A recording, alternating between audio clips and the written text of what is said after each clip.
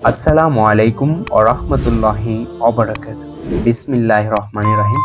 আল্লাহুম্মা সাল্লি আলা মুহাম্মদ ওয়া আলা আলি মুহাম্মদ কামা সাল্লাইতা আলা ইব্রাহিম ওয়া আলা আলি ইব্রাহিম ইন্নাকা হামিদুম মাজিদ। আল্লাহুম্মা বারিক আলা মুহাম্মদ ওয়া আলা আলি মুহাম্মদ কামা বারাকতা আলা ইব্রাহিম ওয়া আলা আলি ইব্রাহিম ইন্নাকা হামিদুম মাজিদ। সম্মানিত প্রিয় দর্শক শ্রোতা, আপনাদের নিকট এমনই একজন মহামানব জীবন সম্পর্কে উপস্থাপন করতে যাচ্ছি, যিনাকে সৃষ্টি না করলে কোনো কিছুই সৃষ্টি করা হতো না। সর্বকালের সর্বযুগের মহামানব, আবকায় নবুয়ত, আকায় নামদার, তাজদারে মদিনা, আবকায় নবুয়ত, শাহিনশাহ রিসালাত, সর্দার দুজাহা হযরত মুহাম্মদ সাল্লাল্লাহু আলাইহি সাল্লামের মহারাঙ্কিত সুধাময় মহাকাব্যিক জীবনী লিখেছেন আল্লামা শফিউর রহমান মুবারকপুরী রাহমাতুল্লাহি আলাইহি।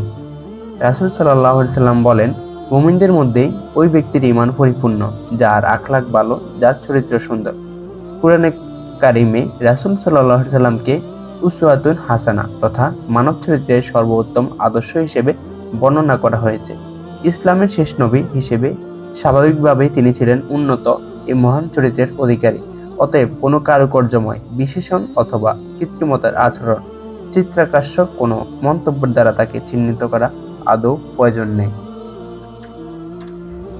আল্লামা শফিউর রহমান মুবারকপুরী বর্তমান বিশ্বে আলোড়ন সৃষ্টিকারী মুসলিম বিশ্বের এক সুপরিচিত নাম, যিনি একাধারে জনপ্রিয় শিকড় সন্ধানী গবেষক, পতিতযশা আলেমে দ্বীন। মূলত তিনি একজন দায়ী। তার সারা জাগানো বিখ্যাত গ্রন্থের আরবি নাম আর রাহিকুল মাকতুম। রাসূল সাল্লাল্লাহু আলাইহি সাল্লামের মহারাঙ্কিত সুধাময় জীবন। সর্বকালের সর্বশ্রেষ্ঠ এই মহামানবের জীবন ও কর্ম নিয়ে সারা পৃথিবীতে শত শত ভাষায় লিখিত হয়েছে অসংখ্য সিরাত গ্রন্থ। যেসব সিরাত গ্রন্থের মধ্যে অন্যতম প্রসিদ্ধ হচ্ছে আল্লামা শফিউর রহমান মুবারকপুরী রচিত বিশ্ববিখ্যাত সিরাত গ্রন্থ আর রাহিকুল মাকতুম। বিশেষ করে এই গ্রন্থটি সিরাতের উপর রচিত অতীতের শত শত গ্রন্থের মৌলিক ও নির্ভরযোগ্য উপাদানের সমন্বয়ে গঠিত এক সংকলন। এক কথায় সিরাত বিষয়ক বিশাল সংগ্রহশালার এক নির্যাস গ্রন্থ। সম্মানিত প্রিয় দর্শক শ্রোতা, আজকে যে বিষয় সম্পর্কে উপস্থাপন করব, তৎকালীন আরবের ভৌগোলিক অবস্থান এবং জাতিসমূহ। আরবের জাতিসমূহ ও গোত্রগত অবস্থান। আরবে মুস্তারিবা ও ইব্রাহিম সাল্লাল্লাহু আলাইহি সাল্লাম। ইব্রাহিম ও হাজেরার বিয়ে, রোমানদের উত্থান, আরব রাজ্য ও প্রশাসনিক অবস্থা। রাসূল সাল্লাল্লাহু আলাইহি সাল্লামের জীবনী বলতে বোঝায় মহান আল্লাহ প্রদত্ত সেই বার্তার বিচ্ছুরিত আলোক রশ্মির বাস্তবায়ন বা রূপায়ণ, যা রাসূল সাল্লাল্লাহু আলাইহি সাল্লাম মানব জাতির সামনে উপস্থাপন করেছেন এবং যার দ্বারা মানুষকে অন্ধকার থেকে উদ্ধার করে শাশ্বত আলোকোজ্জ্বল পথের উপর প্রতিষ্ঠিত করেছেন এবং মানুষের দাসত্ব শৃঙ্খল থেকে মুক্ত করে আল্লাহর দাসত্বে বলীয়ান করেছেন। সর্বযুগের সর্বশ্রেষ্ঠ মহামানব ও রাসূল সাল্লাল্লাহু আলাইহি সাল্লামের পবিত্র জীবনধারার পূর্ণাঙ্গ প্রতিচ্ছবি অঙ্কন ততক্ষণ পর্যন্ত সম্ভব নয় যতক্ষণ না ঐশী বাণী অবতীর্ণ হওয়া পূর্বেও পরের অবস্থার তুলনামূলক বিচার বিশ্লেষণ করা হয়। এ প্রেক্ষাপটে প্রকৃত আলোচনায় প্রবেশ করার পূর্বে আলোচ্য অধ্যায় ইসলামিক আরবের ভৌগোলিক সীমারেখা, আরব ভূমিতে বসবাসরত বিভিন্ন সম্প্রদায়ের অবস্থা ও অবস্থান এবং তাদের ক্রমোন্নতির দ্বারা যার মধ্যে রাসূল সাল্লাল্লাহু আলাইহি সাল্লামের আবির্ভাব ঘটেছিল তার একটি নিখুঁত চিত্র পাঠকদের সামনে তুলে ধরা হলো। আরবের ভৌগোলিক অবস্থান। এক্ষেত্রে আরব শব্দটির অভিধানিক অর্থ হচ্ছে বালুকাময় প্রান্তর, ধূসর মরুভূমি বা লতাতৃণ শস্যবিহীন অঞ্চল। প্রাচীন হতে বিশেষ এই বৈশিষ্ট্যগত অর্থ আরব উপদ্বীপ এবং সেখানে বসবাসকারী সম্প্রদায়ের জন্য এ পরিভাষাটি ব্যবহৃত হয়ে আসে। আরবের পশ্চিম লোহিত সাগর, সামায় সিনা উপদ্বীপ, পূর্বে আরব উপসাগর, দক্ষিণে ইরাকের এক বড় অংশ এবং আরব সাগর যা ভারত মহাসাগরের বিস্তৃত অংশ, জবাবে সাম্রাজ্য এবং উত্তর ইরাকের কিছু অংশ। উল্লিখিত সীমান্ত সমূহের ব্যাপারে কোনো কোনো ক্ষেত্রে কিছুটা মতবিরোধ রয়েছে। সমগ্র ভূভাগের আয়তন 10 লক্ষ থেকে 13 বর্গ মাইল পর্যন্ত ধরা হয়। অভ্যন্তরীণ ও ভৌগোলিক এবং ভূপ্রাকৃতিক উভয় দৃষ্টিকোণ থেকে আরব উপদ্বীপ অত্যন্ত গুরুত্ব এবং তাৎপর্য বহন করে।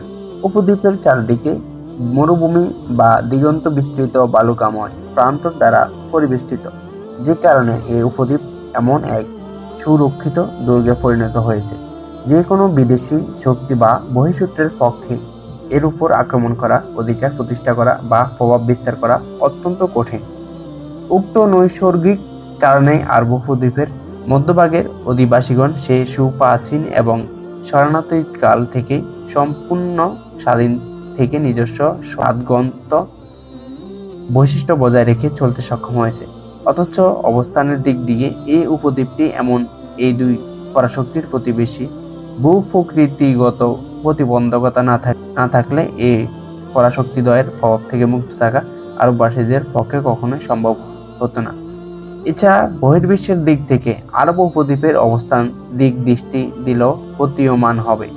দেশটি পুরাতন যুগের মহাদেশসমূহের একেবারে মধ্যস্থল বা কেন্দ্রবিন্দুতে অবস্থিত এবং জল ও স্থল উভয় সীমান্ত হচ্ছে আফ্রিকা মহাদেশের গমনের প্রবেশপথ।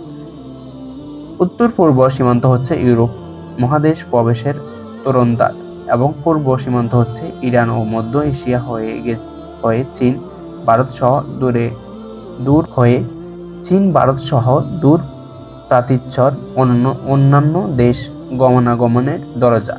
এভাবে পৃথিবীর বিভিন্ন দেশ ও মহাদেশ থেকে সাগর ও মহাসাগর হয়ে আগত জলপথ বিশ্বের সাথে আরব উপদ্বীপের চমৎকার যোগসূত্র রচনা করেছে।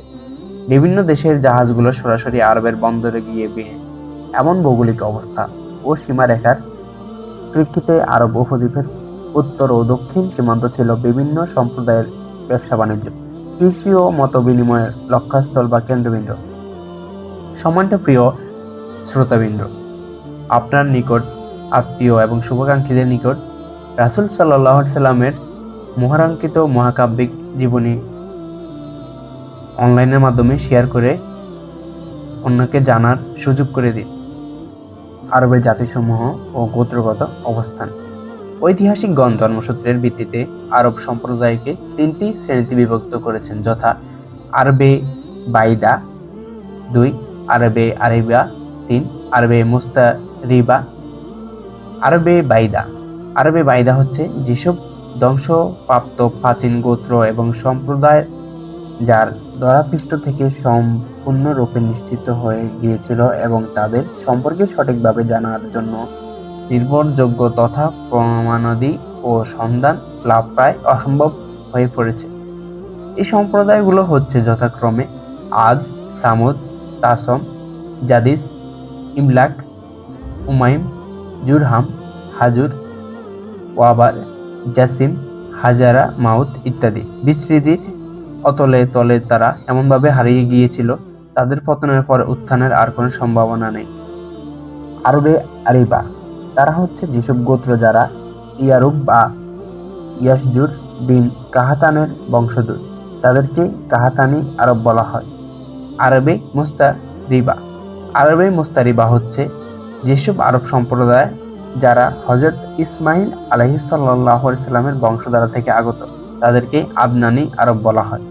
আরবে আরিবা অর্থাৎ কাহাতানি আরবদের প্রকৃত আবাসস্থল ছিল ইয়েমেন রাজ্য।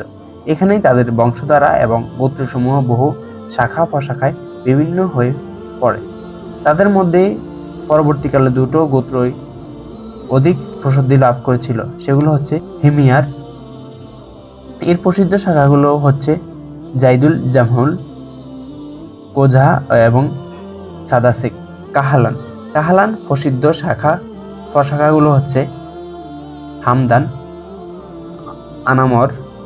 আনমার। এজন্যই মাজহিজ, কিন্দু, লাখম, জুজাম, আজাদ, আউস, খাজরাজ এবং জাফরান বংশধর। তারা পরে সাম্রাজ্যের আশেপাশে সাম্রাজ্য প্রতিষ্ঠা করে এবং আলে গাসসান নামে প্রসিদ্ধি লাভ করে। পরবর্তীকালে অধিকাংশ কাহালানি গোত্র ইয়েমেন রাজ্য ত্যাগ করে আরব উপদ্বীপের বিভিন্ন অঞ্চলে ছড়িয়ে পড়ে। সাধারণভাবে তাদের দেশ ত্যাগের ঘটনা ঘটে সাইরে আরেম এর কিছু পূর্বে। এটা হলো সেই সময়ের ঘটনা যখন রোমীয়গণ মিশর ও শাম দেশে অনুপ্রবেশ করে ইয়েমেনের অধিবাসী বাণিজ্যিক ট্রাভেলার চলাচল রাস্তার উপর একচ্ছত্র আধিপত্য প্রতিষ্ঠিত করে এবং স্থলপথের যাবতীয় সুযোগ সুবিধার চিরতর বন্ধ করে দেয়। এর ফলে কাহালানিদের ব্যবসা বাণিজ্য বন্ধ হয়ে যায়। হিমাইয়ারি ও কাহালানি গোত্রদ্বয়ের বংশধরের মধ্যে বিরাজমান আত্মকলহ দ্বন্দ্ব যে তাদের বাস্তবিকতা ত্যাগের অন্যতম প্রধান কারণ ছিল, তার ইঙ্গিত বিভিন্ন সূত্র থেকে পাওয়া যায়।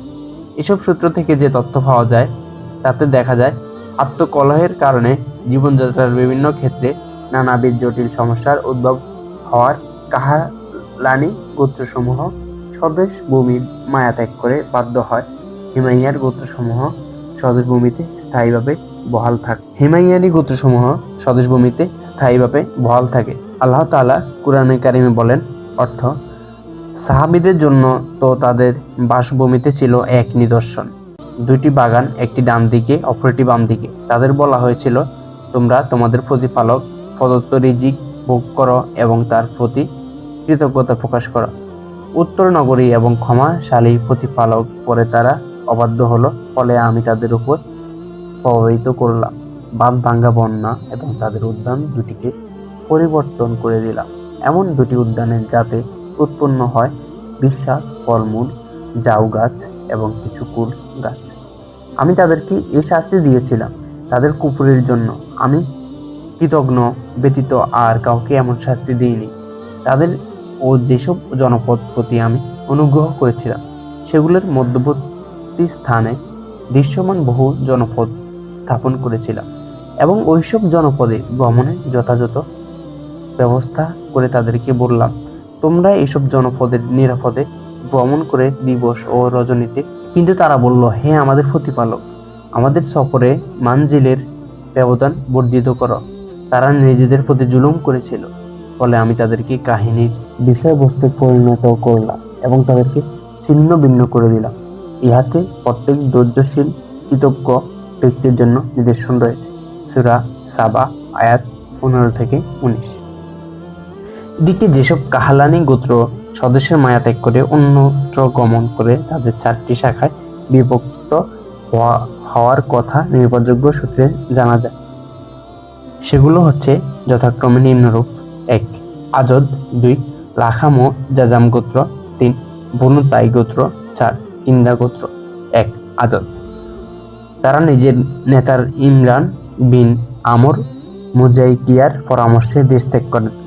যাত্রার প্রাক্কালে প্রথম দিকে তারা ইয়েমেনের এক স্থানে অবস্থান করেন। নিরাপত্তার ব্যাপারে সুনিশ্চিত হওয়ার জন্য অগ্রভাগে অনুসন্ধানী বাহিনী প্রেরণ করত। এভাবে শপথ অতিক্রম করতে তারা অবশেষে উত্তর দিকে অগ্রসর হওয়ার এক পর্যায়ে বহু শাখা প্রশাখায় বিভক্ত হয়ে পড়ে এবং ইতস্তত ভ্রমণ করতে করতে বিভিন্ন স্থানে স্থায়ীভাবে বসবাসের ব্যবস্থা করে নেয়। তাদের এ দেশান্তর বসতি স্থাপন সংক্রান্ত বিবরণ হচ্ছেন যথাক্রমে নিম্নরূপ: সালাবা বিন আমর, তিনি প্রথমত হেজাজ অভিমুখে অগ্রসর হয়ে সালাবিয়া এবং জিকার নামক দুটি স্থানের মধ্যস্থল বাসস্থান নির্মাণ করে বসবাস করতে থাকে। যখন তার সন্তান সন্ততি বয়ঃপ্রাপ্ত হয় এবং বংশধরগণ শক্তিশালী হয়ে ওঠে, তখন মদিনা অভিমুখে অগ্রসর হয়ে মদিনাকেই বসবাসের জন্য উপযুক্ত স্থান মনে করে সেখানে বসতি স্থাপন করে। সেই সালাবার বংশধর থেকে উদ্ভব হয়েছিল আউস এবং খায়রাজ গোত্রের তথা মদিনার আনসারদের। হারিসা বিন আমর, কুজাআমা এবং তার সন্তানাদি তারা হেজাজ ভূমির চক্রাকারে ইতস্তত পরিভ্রমণ করতে করতে মাররুজ জাহারান নামক স্থানে শিবির স্থাপন।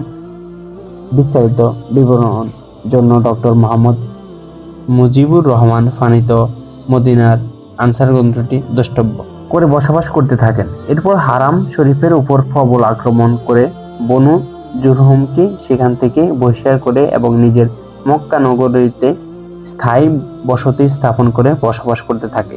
তাছাড়া বিস্তারিত বিবরণের জন্য ডক্টর মোহাম্মদ মুজিবুর রহমান প্রণীত মদিনার আনসার গ্রন্থটি দ্রষ্টব্য। ইমরান বিন আমর, সে এবং তার সন্তানাদি আম্মানে বসতি স্থাপন করেছিল। এই জন্যই তাদেরকে আজাদে আম্মান বলা হতো। নসর বিন আজদ তার সাথে সম্পর্কিত লোকগুলো তেহামায়া বসতি স্থাপন করেছিল। তাদেরকে আজদে শানুআহ বলা হতো। জাফানা বিন আমর সেই সাম্রাজ্য গমন করে সেখানে বসতি স্থাপন করে এবং সন্তান আদি সহ বসবাস করতে থাকে। সে হচ্ছে গাসসানি শাসকগণের প্রখ্যাত পূর্বপুরুষ। সাম্রাজ্য গমনের পূর্বে হেজাজের গাসসান নামক জরনার নিকট তারা কিছুদিন বসবাস করেছিল। এই জন্যই তাদের বংশধরের গাসসানি বংশ বলা হয়। লাখাম ও জুজাম গোত্র। এই লাখামিদের মধ্যে নাসর বিন রাবিয়া নামক এক ব্যক্তি ছিলেন, যে হিবার মুনুজির বংশের শাসকগণের অত্যন্ত প্রভাবশালী পূর্বপুরুষ ছিল। লাখাম ও জুজাম গোত্র। এই লাখামীদের মধ্যে নাসর বিন রাবিয়া নামক এক ব্যক্তি ছিল, যে হিবার মুনাজির বংশের শাসকগণের অত্যন্ত প্রভাবশালী পূর্বপুরুষ ছিল। বনু তাই গোত্র। এই গোত্রে বনু আজদ গোত্রের দেশ ত্যাগের পর উত্তর দিকে অগ্রসর হয়ে আজা এবং সালমা নামক দু পাহাড়ের পাদদেশে স্থায়ীভাবে বসবাস করতে থাকে। এই গোত্রের নাম অনুসারে পাহাড় দুটো এজন্যই গোত্রের পাহাড় নামে পরিচিত লাভ করে। কিন্দা গোত্র। এই গোত্রের প্রথমে বাহরাইন বর্তমান আল আহসায় শিবির স্থাপন করে। তাছাড়া সেখানে আশানুরূপ পরিবেশ ও সুযোগ সুবিধা না পাওয়ার বাধ্য হয়ে হাজরা মাউদ অভিমুখে যাত্রা করে, কিন্তু সেখানে তেমন কোনো অনুকূল পরিবেশ না হওয়ায় অবশেষে নজদ অঞ্চলে গিয়ে বসতি গড়ে তোলে। সেখানে তারা অত্যন্ত জাঁকজমকপূর্ণ এক গোড়াপত্তন করে। তাছাড়া সে বেশি দিন স্থায়ী হয়নি। অল্পকালের মধ্যে তার অস্তিত্ব চিরতরে বিলুপ্ত হয়ে যায়। কাহালান ছাড়া হিমায়ের অনুরূপ একটি কোজা গোত্র রয়েছে। অবশ্য যারা ইয়ামেন থেকে বাস্তবিটা ত্যাগ করে ইরাকে সীমান্তে বসতি স্থাপন করে, তাদের হিমারি হওয়ার ব্যাপারেও কিছু মতভেদ রয়েছে। গোত্রসমূহের আরবে মুস্তাবিয়া ও ইব্রাহিম আলাইহিসসালাহু আলাইহিসাল্লাম। তাদের প্রধান পূর্বপুরুষ হযরত ইব্রাহিম আলাইহিসসালাহু সাল্লাম, তিনি মূলত ইরাকের উব্ব নামক এক শহরের বাসিন্দা ছিলেন। এই শহরটি ফোরাত বা ইউফ্রেটিস নদীর তীরে কুফার সন্নিকটে অবস্থিত। প্রত্নতাত্ত্বিকগণ কর্তৃক সে শহরটি ভূগর্ভ খননের সময় যে সকল শিলালিপি, পুস্তক ও দলিল দস্তাবেজ হস্তগত হয়েছে, তার মাধ্যমে উক্ত শহর সম্পর্কে বহুবিধ মূল্যবান ও গুরুত্বপূর্ণ তথ্যাদি প্রকাশিত হয়েছে।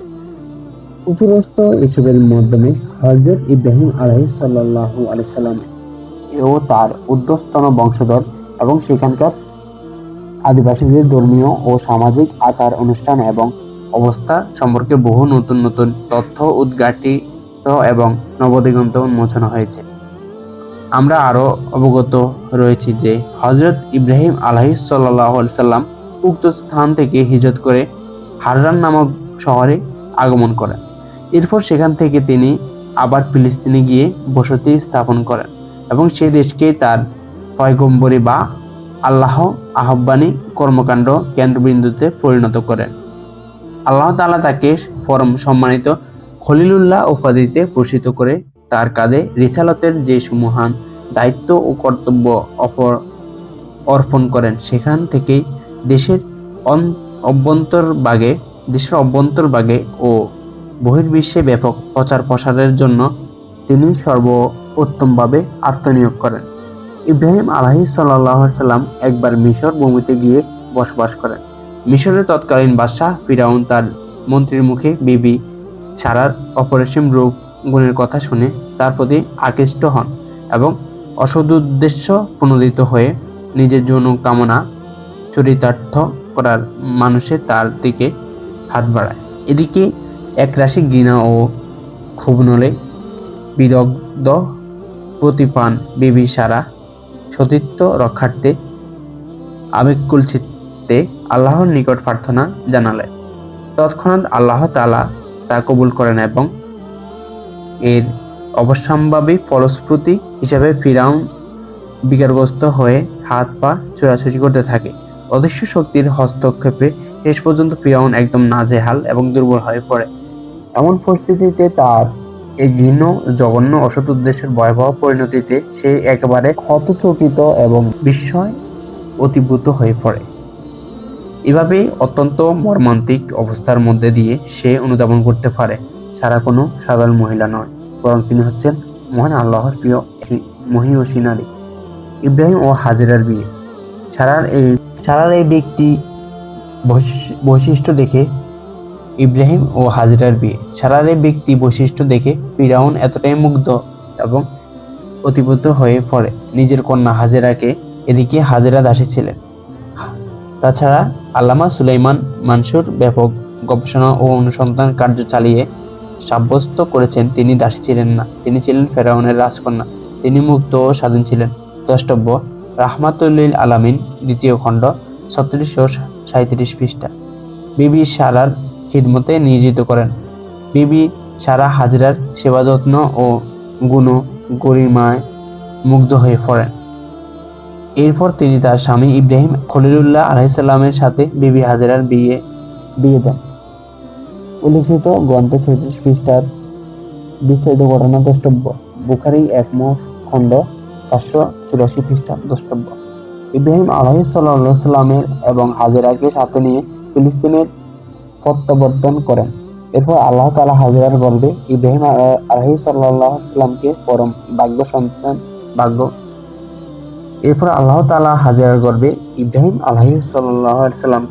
ভাগ্যবান সন্তান দান করেন। তার এই সন্তানই হচ্ছেন জাবিহুল্লাহ খেতাবে ভূষিত বিশ্বনন্দিত মহামানব ও নবী ইসমাইল আলাইহিসসালাম। বিবি সারা ছিলেন সন্তানহীনা। হাজেরার গর্ভে ইব্রাহিম আলাইহিসসালামের ওরসজাত সন্তান ভূমিষ্ঠ হওয়ায় তিনি কিছুটা লজ্জিত এবং ঈর্ষাবোধ করতে থাকলেন। সে কারণে তিনি নবজাতক সহ বিবি হাজেরাকে নির্বাসনে পাঠানোর জন্য স্বামীর উপর বল প্রয়োগ করতে থাকেন। অবস্থার প্রেক্ষিতে বাধ্য হয়ে ইব্রাহিম আলাইহিসসালাম বিবি সারার দাবি মেনে নিলেন। তিনি বিবি হাজেরার নবজাতক পুত্র ইসমাইল আলাইহিসসালামকে সাথে নিয়ে হিজাজ ভূমিতে এসে উপস্থিত হলেন। এরপর বাইতুল্লাহর সন্নিকটে তাদের নির্বাসন দিয়ে গেলেন। ওই সময় বর্তমান আকারে বাইতুল্লাহর কোনো অস্তিত্ব ছিল না। বর্তমানে যে স্থানে বাইতুল্লাহ অবস্থিত, ওই সময় স্থানটির আকৃতি ছিল সে প্লাবনের দ্বারা রয়ে চলে যেত। ওই সময় জমজম কূপের পাশে মসজিদে হারামের উপরিভাগে বিরাট আকারের একটি বৃক্ষ ছিল। ইব্রাহিম আলাইহিসসালাম স্ত্রী বিবি হাজেরা এবং শিশুপুত্র ইসমাইল আলাইহিসসালামকে সে বৃক্ষের নিচে রেখে গেলেন। ওই সময় উক্ত স্থানে না ছিল কোনো জলাশয় বা পানির কোনো উৎস, ছিল না কোনো লোকালয় বা মানব বসতি। একটি পাত্রে কিছু খেজুর এবং ছোট্ট মশকে কিছুটা পানি রেখে ইব্রাহিম আলাইহিসসালাম আবার বাড়ি জমালেন এবং সে ফিলিস্তিনে। তাছাড়া দিন কয়েক মধ্যে ফুরিয়ে গেল খেজুর, ফুরিয়ে গেল পানীয়, কঠিন সংকটের সমাধান হয়ে গেল। মহান আল্লাহ অশেষ মেহেরবানিতে অলৌকিক পন্থায় সৃষ্টি হলো হায়াত জমজম কূপের। সেই একইভাবে সংগৃহীত হলো দীর্ঘ সময়ের জন্য প্রয়োজনীয় খাদ্য পণ্য সামগ্রী। বুখারী 1 খণ্ড, আম্বিয়া পর্ব, পৃষ্ঠা 475 ও 475 পৃষ্ঠা। কিছুদিন পর ইয়ামেন থেকে একটি গোত্রের লোকজন সেখানে আগমন করে। ইসলামের ইতিহাসে এই গোত্রকে জুরহামে সানি বা দ্বিতীয় জুরহাম বলা হয়ে থাকে। এই গোত্র ইসমাইল আলাইহিসসালামের মাতার নিকট অনুমতি নিয়ে মক্কা ভূমিতে অবস্থান করতে থাকেন। বলা আছে, প্রথম অবস্থায় এই গোত্র মক্কার আশেপাশে পর্বতময় উন্মুক্ত প্রান্তরে বসতি স্থাপন করেন। বুখারীর বর্ণনায় স্পষ্টভাবে এতটুকু উল্লেখ আছে, পবিত্র মক্কা ভূমিতে বসবাসের উদ্দেশ্যে তারা আগমন করেন ইসমাইল আলাইহিসসালামের আগমনের পর। তাছাড়া তার যৌবনের পদার্পণের পূর্বে। অবশ্য তারা অনেক আগে থেকে সেই পর্বত পরিবেষ্টিত প্রান্ত দিয়ে যাতায়াত করত। বুখারী 1 খণ্ড, আম্বিয়া পর্ব, পৃষ্ঠা 475 পৃষ্ঠা। এদিকে পরিত্যক্ত স্ত্রী পুত্রর সাথে সাক্ষাতের উদ্দেশ্যে ইব্রাহিম আলাইহিসসালাম মাঝে মাঝে মক্কায় আগমন করতেন, কিন্তু তিনি কতবার ওইভাবে মক্কার পণ্যভূমিতে আগমন করলেন করেন তার সঠিক কোনো বিবরণ বা হিসাব খুঁজে পাওয়া যায়নি। তবে ঐতিহাসিকদের মত হচ্ছে তিনি 4 বার মক্কায় আগমন করেন। তার এই 4 দফা আগমনের বিবরণ যথাক্রমে নিম্ন প্রদত্ত হলো। 1, এ ব্যাপারে কোরআনে কারিমে বর্ণিত আছে, আল্লাহ স্বপ্নযোগে ইব্রাহিম আলাইহিসসালামকে দেখলেন, তিনি আপন পুত্র ইসমাইল আলাইহিসসালামকে কুরবানি করেন। পক্ষান্তরে এই স্বপ্ন ছিল আল্লাহ তাআলার একটি নির্দেশ। এই জন্যই পিতা পুত্রের উভয়ের একাগ্রচিত্তে সেই নির্দেশ পালনের জন্য মনপ্রাণে প্রস্তুত হয়ে গেলেন। পিতা যখন পুত্রকে কুরবানি করার উদ্দেশ্যে কপাল দেশ মাটিতে মিশিয়ে উফুর করে শুইয়ে দিলেন, তখন আল্লাহ তাআলার পক্ষ থেকে ঘোষিত হলো, হে ইব্রাহিম, তোমার স্বপ্নকে তুমি সর্বোত্তমভাবে সত্য পরিণত করেছ। অবশ্যই আমি সৎকর্মশীলদেরকে এইভাবেই পুরস্কৃত করে থাকি। নিশ্চিত রূপে এই ঘটনা ছিল আল্লাহর পক্ষ থেকে এক মহা অগ্নি পরীক্ষা এবং আল্লাহ তাআলা এর বিনিময়ে তাদেরকে একটি বড় ধরনের পানি দান করেন। সূরা সাফফাত আয়াত 103 থেকে 10। মাজমা বাইবেলের জন্মের পূর্বে উল্লেখ আছে, ইসমাইল আলাইহিসসালামের চেয়ে 13 বছরের বয়োজ্যেষ্ঠ ছিলেন এবং কোরআনের কারিমের হিসেবে অনুযায়ী ওই ঘটনা ইসহাক আলাইহিসসালামের পূর্বে সংঘটিত হয়েছিল। কারণ ইসমাইল আলাইহিসসালামের জন্ম ইতিহাস বিস্তারিত বর্ণনার পর ইসহাক আলাইহিসসালামের জন্ম সম্পর্কে সুসংবাদ দেওয়া হয়। উক্ত ঘটনা থেকে প্রতীয়মান হয়, ইসমাইল আলাইহিসসালাম যৌবনে উপনীত হওয়ার আগে কমপক্ষে একবার ইব্রাহিম আলাইহিসসালাম মক্কায় আগমন করেন। অবশিষ্ট 3 সফরের বিবরণ বুখারীর বর্ণনার মধ্যে পাওয়া যায়। অবশিষ্ট 3 সফরের বিভিন্ন বুখারীর এক দীর্ঘ বর্ণনার মধ্যে পাওয়া যায়, যা ইবনে আব্বাস রাদিয়াল্লাহু তাআলা থেকে সরাসরি বর্ণিত হয়েছে। বুখারী 1 খণ্ড 475 থেকে 476 পৃষ্ঠা। সে বর্ণনার সংক্ষিপ্ত সার হচ্ছে নিম্নরূপ। প্রথমবার ইসমাইল আলাইহিসসালাম যখন যৌবনে পদার্পণ করেন, তখন জুরাম গোত্রের লোকজনের নিকট থেকে আরবি উত্তম রূপে আয়ত্ত করেন এবং সব দিক দিয়ে সংশ্লিষ্ট সকল মন জয় করতে সক্ষম হন। এরপর কিছু সময়ের মধ্যে উক্ত গোত্রের এক মহিলার সাথে তিনি বিবাহ বন্ধনে আবদ্ধ হয়ে যান। এমনই এক অবস্থার মধ্য দিয়ে যখন সময় অতিবাহিত হয়ে যাচ্ছিল, তখন ইসমাইল আলাইহিসসালামকে শোক সাগরে ভাসিয়ে বিবি হাজেরা জান্নাতবাসী হয়ে যান। ইন্না লিল্লাহি ওয়া ইন্না ইলাইহি রাজিউন। একদিকে পরিত্যক্ত পরিবারের কথা স্মৃতিপটে উপাদিত হলে ইব্রাহিম আলাইহিসসালাম পুনরায় মক্কা অভিমুখে যাত্রা শুরু করেন। সহধর্মিণী হাজেরা তখন জান্নাতবাসিনী। তিনি প্রথমে গিয়ে উপস্থিত হলেন ইসমাইল আলাইহিসসালামের গৃহে। তাছাড়া তার অনুপস্থিতির কারণে পিতা পুত্রের মধ্যে দেখা সাক্ষাৎ ও কথাবার্তা হলো পুত্রবধূর সাথে। শ্বশুর পুত্রবধূর মধ্যে আলাপ আলোচনার এক পর্যায়ে পুত্রবধূর সাংসারিক অভাব অনটন বিষয়ে অনুযোগ পেশ করলে তিনি এই বলে উপদেশ প্রদান করেন, ইসমাইলের আগমনের পরে যেন সে এই দরজার চৌকাঠ পরিবর্তন করে নেয়। স্ত্রীর মুখে পিতার উপদেশের কথা শুনতে পেয়ে এবং গুরুত্ব অনুধাবন করে ইসমাইল আলাইহিসসালাম তার স্ত্রীকে তালাক দিয়ে দ্বিতীয় এক মহিলার সাথে বিবাহ বন্ধনে আবদ্ধ হন। এই মহিলা ছিলেন জুরহাম গোত্রের মজাজ বিন আমর রাদিয়াল্লাহু তাআলা আনহুর কন্যা। কালব জাজিরাতুল আরব 230 পৃষ্ঠা। দ্বিতীয়বার ইসমাইল আলাইহিসসালামের দ্বিতীয় বিয়ের পর ইব্রাহিম আলাইহিসসালাম পুনরায় মক্কায় আগমন করেন। এবারও পুত্রের সাথে তার সাক্ষাৎ লাভ সম্ভব হয়নি। ইব্রাহিম আলাইহিসসালাম পুত্রবধূর নিকট কুশলাদি জানতে চাইলে তিনি আল্লাহর শুকরিয়া আদায় করেন। এতে সন্তুষ্ট হয়ে ইব্রাহিম আলাইহিসসালাম দরজার চৌকাঠ স্থায়ী রাখার পরামর্শ দেন এবং পুনরায় ফিলিস্তিনে চলে যান। তৃতীয়বার এরপর ইব্রাহিম আলাইহিসসালাম তৃতীয় দফার মক্কায় আগমন করেন। ওই সময় ইসমাইল আলাইহিসসালাম জমজম কূপের নিকট বৃক্ষের নিচে তীর বানাচ্ছিলেন। এমত অবস্থায় হঠাৎ পিতাকে দেখতে পেয়ে তিনি আবেগ ও আনন্দের আতিশয্য একেবারে লাফ দিয়ে উঠে পিতা ও পুত্র উভয়কে কোলাকুলি ও আলিঙ্গন অবস্থায় বেশ কিছু সময় অতিবাহিত করলেন। এই দেখা সাক্ষাৎ এত দীর্ঘ সময়ের পর সংঘটিত হয়েছিল সন্তান কোমল হৃদয় ও কল্যাণকামী পিতা ও বাধ্যানুগত পুত্রের নিকট তা ছিল অত্যন্ত আবেগময় ও মর্মস্পর্শী।